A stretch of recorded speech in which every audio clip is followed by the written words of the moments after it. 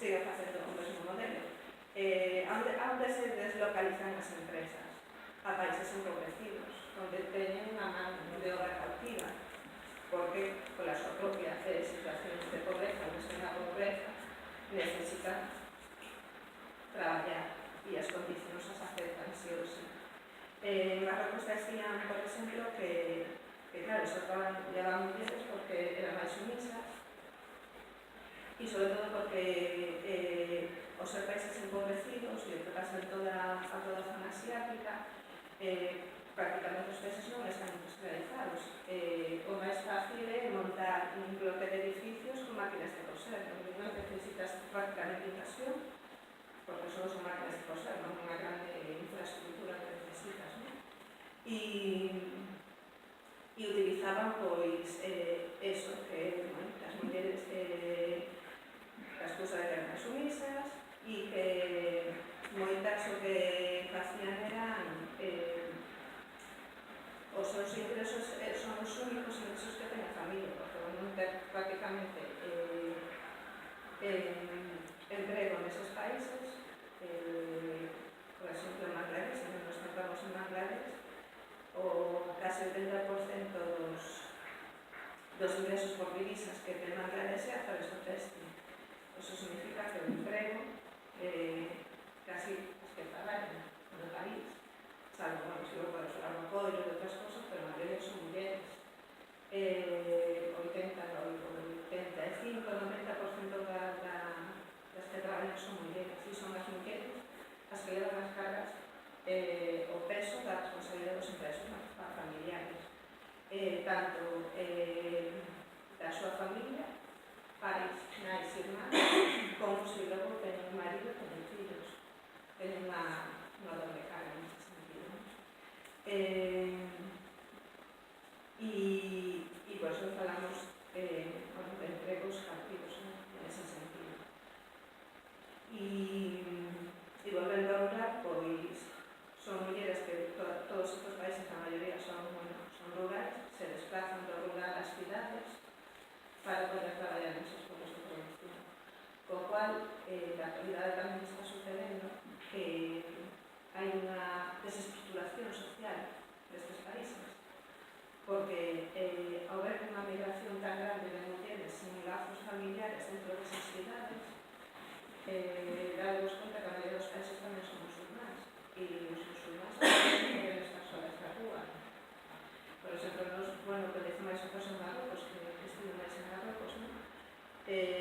As mulleres traballan fora do traballo, traballan na casa, e logo non poden salir, non teñen relacións sociais. A muller non pode estar en café, non pode ter relacións con... non pode camiñar solas pola rúa, non? Entón están marxinadas, están sucedendo en ese sentido, non? Porque non poden tampouco crear lazos dignamente traballadoras, entroveras para organizarse, teñen unha doble dificultade, porque aparte do acoso e das jornadas laborais que teñen esas mulleres, claro, tampouco están mal vistas e salen, se reúnen con outras mulleres. Iso non digo nin para organizarse, non reivindicar máis dereitos, sino simplemente para ter un desafogo de ocio, fora do que é estar metidas na casa ou metidas na calle, ¿no? Entonces, é unha situación bastante dura e asfixiante nese sentido.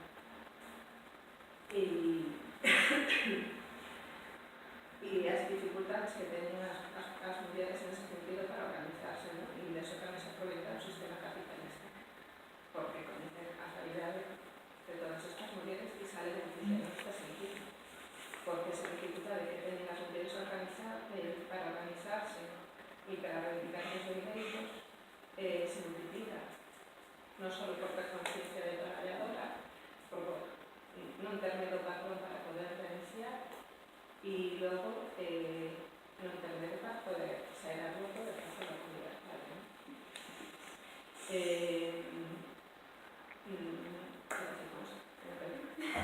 Iba a algún sitio. Non se estou correndo moito, estou saltando de un sitio a outro, estou intentando facer casi tan comparativas, non?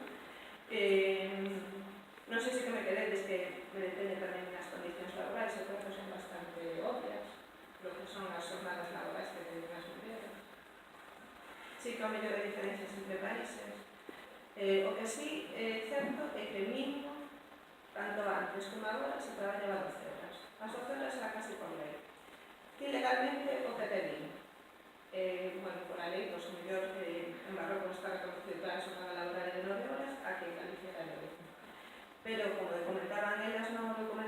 claro, se querías ter uns ingresos mínimos dignos, as horas extras decían, bueno, as horas extras non te obligaban, pero claro, eran 4 días ben pagadas, ou claro, completas o salario. Entonces, que facían? Ao final estaban pagando casi un salario de miseria, o sea, o salario de 8 horas era un salario de miseria que para poder ter algún tipo de ingreso, ao final facías as 4 horas e máis que traballabas as 8. O ser obligatorias ou non, pero porque non chegaban os cartos. E iso era o mínimo que facían, pues, traballaban os sábados e traballaban toda a semana. Eso ainda se agravou nos países empobrecidos, cando se deslocalizou a produción, que isto o fixeron moi ben e o están facendo o sistema capitalista neoliberal. Se antes había marcos regulatorios no mercado, había certa regulación que permitía facer certos equilibrios.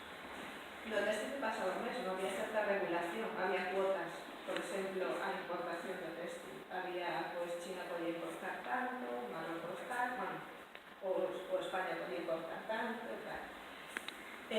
No 2005 decidiron aquí, a la Comunidade Internacional, a Comunidade, pois, presente, cargarse ao acordo multifibras. Eso te permitiu a liberalización total do mercado. Entón, se non había cuotas, isto foi a ver quen ofrece máis, eso que decir, a ver quen ofrece os precios máis baratos para poder levarse a contratación de unha vez. Quero dicir, se antes China podía ter tanta produción, estaba regulado que producías tanta, pois, daquela manera casi non producían tanto, pero pois Vietnam, Camboya, Marrocos, Turquía, Europa del Este, o liberalizarse, o que fixeron foi que os países empobrecidos empezaron a competir a baixa para poder atraer as empresas para poder, pues, ter ingresos por recursos e divisas. Entonces, se antes China era gran polo de producción, países como Bangladesh, Sri Lanka, Indonesia, Vietnam, Camboya, India, empezaron a ser de interés para as grandes marcas europeas e estadounidenses porque ofrecían máis de obra moito máis barata. Entón, empezaron a levar as súas producións a países como Bangladesh, que agora, despois de en 10 anos, en 2005, que acabou o acordo multifibras hasta agora, é o segundo produtor de roupa mundial despois de China. Porque, claro, a man de obra é hiperbarata. Hasta agora hubo, a principios deste ano, a finais do ano pasado, que se renegociou outra vez o salario, e o salario que acordou o goberno, o último salario laboral, o mínimo, está nos 82 euros. 82 euros o mes para unha traballadora do textil. Eso foi gracias a un ano de movilizacións, de despidos masivos nas industrias e con persecucións selectivas de sindicalistas e organizacións de dereitos laborais e de dereitos humanos. Ainda así, só conseguido unha subida de 36 euros e cando eles pedían un salario mínimo de 132 euros para poder vivir mínimamente. Entonces, que consecuencia tivo a famosa liberalización dos mercados que dicen somos máis competitivos e con eso vamos a estar moi bien? Pois a liberalización do mercado do textil o que levou foi a unha precarización laboral global en todos os sectores, en todos os países. Porque os gobernos non están interesados en subir os salarios das súas traballadoras, porque senón as empresas ameazan con desplazarse. De feito, China, cando subiu os seus salarios, por a presión das traballadoras e dos traballadores, empezaron a marchar a Bangladesh. Primeiro foi Marrocos. Marrocos subiu os salarios e marcharon a China. China sin subir os salarios, empezaron a desplazarse a toda a zona, a toda a franxa asiática. E cando Camboya tamén, Yemen tamén empezaron a subir os seus salarios, todo grazas a loita pola organización, pola presión e organización das traballadoras, que cada vez empezaron a tomar muchísima máis conciencia e empezaron as movilizacións, as presións. E, ainda así, as traballadoras en Asia viven con menos de $2 o día. Isto por Nacións Unidas di que estamos en unha persoa que vive con menos de $2 o día, está en pobreza ou extrema pobreza, por cual estamos falando de salarios de miseria.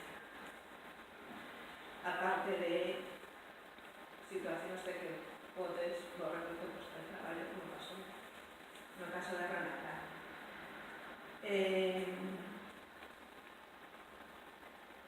Si volvemos as traballadoras galegas tamén sufriron ese traballo cautivo, porque non sei se poñemos unha frase neste documental, aí está un dos de caramelo, que non sei se inconscientemente o que eu saliu defendeu a economía sumergida como algo positivo para Galicia. E como gracias aos tíos que cortaran as mulleres na casa, pois se podía mercar o 127. O sea, o vídeo no documental, non? Temos cautivas, pois precisamente por eso, porque se querías chegar a final de mes, tienes que facer o caso. Que tiñan a dieta para avanzar a esa producción, non? E nos contaban as cooperativistas como moitas veces choraban, les pedían brazos a xente que iba os representantes dos militares que estaban cargados de as solucións, non? E a tiranía posta a descendencia desta marca. Tal é así que les prometeron que iban a ter contratación indefinida. No boom foi nos anos 90, e no 2000 moitísimas mulleres invertiron, crearon o seu propio taller, crearon a súa propia cooperativa con esa promesa de que o traballo non se iba a acabar, non se iba a deslocalizar. De feito, cando empezaron a organizarse as mulleres, empezaron a pedir mellores condicións e de pago das pezas de roupa, porque se pagaban por peza de roupa, non por traballar, as tiñas tantas pezas de roupa, se pagaban por pezas de roupa.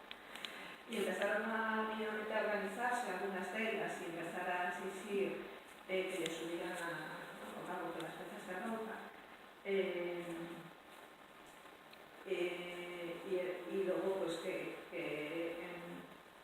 se me foi. Foi cando... sí. Foi cando dixeron, empezaron con ameazas de que, bueno, que agora se estaban toda a produción deslocalizándose de Europa, pois en Marrocos había mellores condicións, salarios máis baixos e que tenían que aguantar. Entón, a excusa era, pois, ou te calas ou te deslocalizan, que te quedas sin pagar. Entón, moitas mulleres, pois, tu calaron e outras invertiron. Contaban, pois, algunhas mulleres, pois, claro, que fixeron inversións importantes e despecharon, pois, a la venta para mañana e precisamente contrataron nada. E se lanzaron. Se arruinaron, se endeudaron moitas, se acabaron de reducción. Endeudadas, muchísimas as mulleres. E por qué? Porque non existe legislación, porque tienes unha subcontrata. E como subcontrata, te contrataban de palabra. O sea, aquí te obligaban a só traballar con eles. O precio marcaban eles. As condicións as marcaban eles, pero todo era de palabra. Unha vez, además te cortaban un poquito la mente para mañana. Entonces te quedabas sin nada, absolutamente nada. Muchas mulleres se quedaron endeudadas. Porque foi así, la mente para mañana. En canto saiu un bolsa no 2001 ou 2005, se acabou por 2005, que Inditex desapareceu de Galicia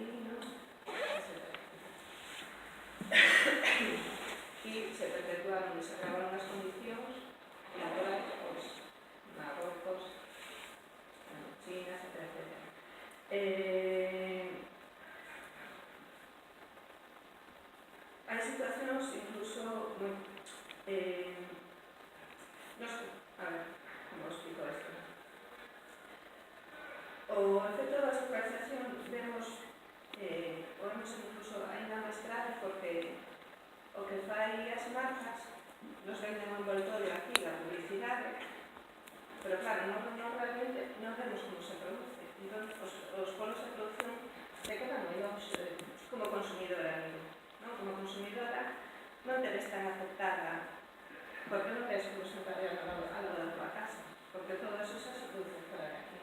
Entón quedan talleres, hai talleres clandestinos, en Arteixo ainda hai moito, pero que tal.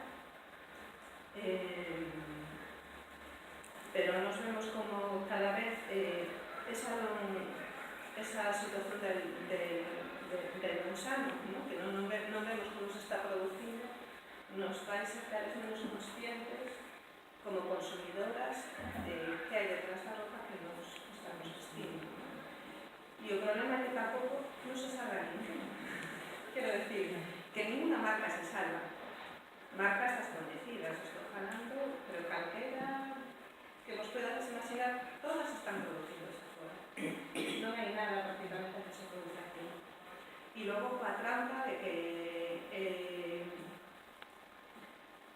o que fan moitas veces é que Inditex, por exemplo, presume de que ainda ten, non sei se o 54, non me acordo, pero é como que a maior parte da producción ainda ten aquí en España. E é mentira, o sea, é imposible. Tanto os xornalistas reproducen o que di Inditex cando as fábricas en Bangladesh ou en China son de 1.500 traballadoras e que ten unha producción, son 300 talleres que traballan para Inditex. O sea, aquí non hai talleres que son 15 traballadoras, o sea, é imposible. E que o que fan? Hai unha outra trampa do sistema, hai unha cosa que chama sistema NOM, que te di que ti podes, o que fan é, que eso tamén o facemos de Inditex en Portugal, fan as pezas precortadas, non? Inditex que fan moito xa ten pezas precortadas, cando son cousas moito máis de alta por casa, por si decirlo, que non teñen elaboración. Fan pezas precortadas, as envía, as cosen e logo poden volver a entrar no país. E aquí les van o retoque final, entonces, sin pagar impostos, non teñen que pagar ningún tipo de aranceles nin aranceles nin impostos, porque é como algo que é como, bueno, lle chama sistema non ten outro nombre en inglés, moito máis complicado, e logo se remontan aquí e logo computan como pezas de ropa feitas aquí. Que non é certo, e logo co beneficio de aquí, porque logo, claro, pues mantenen logo os beneficios nos territorios de aquí, porque logo aumentan e entón teñen un doble aforro, por un lado a man de obra barata e logo que non pagan imposto porque como é zona de entrada e saída sin ese tipo de pagos a maiores que poden pasar. Non sei que máis queres que vos conte así, porque saben,